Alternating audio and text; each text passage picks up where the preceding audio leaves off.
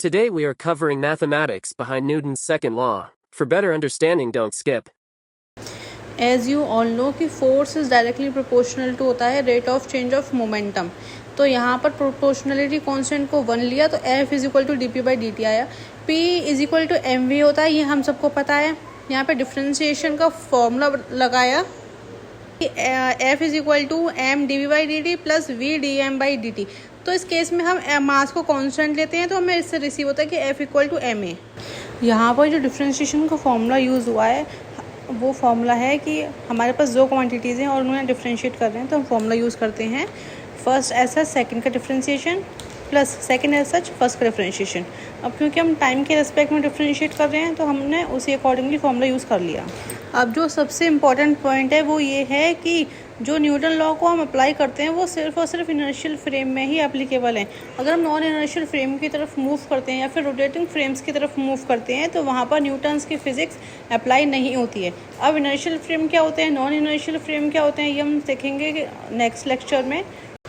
अब बढ़ते हैं मोमेंटम टाइम ग्राफ की तरफ। एज वी नो कि मोमेंटम होता है mass into velocity, momentum vector quantity है।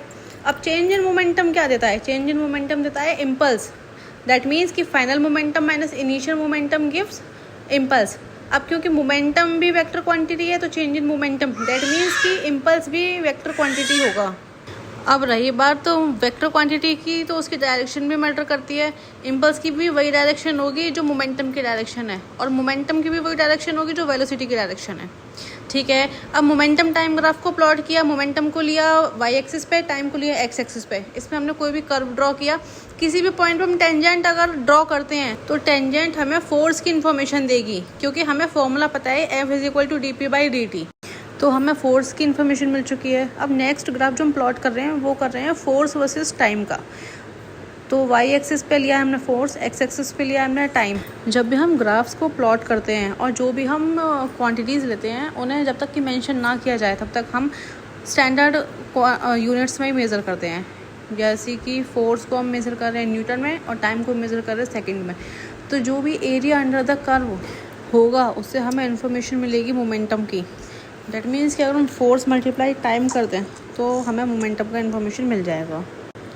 अब बात करें न्यूटन के थर्ड लॉ का, तो जो कहता है कि force acted on A by B is equal to force acted on B by A with negative sign. ठीक है, अब इसमें जो पॉइंट्स हैं याद रखने लायक वो ये होते हैं कि दोनों फोर्सेस इक्वल और अपोजिट होते हैं, फर्स्ट पॉइंट। सेकंड पॉइंट कि सेम टाइम में लगेंगे।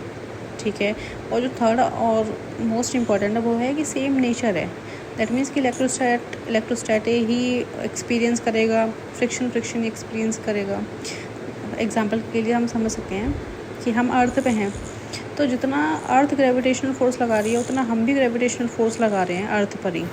पर क्योंकि अर्थ का मास ज़्यादा है तो अर्थ हमें अपनी तरफ खींच लेती है और कंपैरेटिवली हमारा मास अर्थ जितना नहीं है तो हम अर्थ को अपनी तरफ नहीं खींच पाते। विच मीन्स नेचर सेम होने का मतलब ये नहीं कि इफेक्ट भी सेम हो।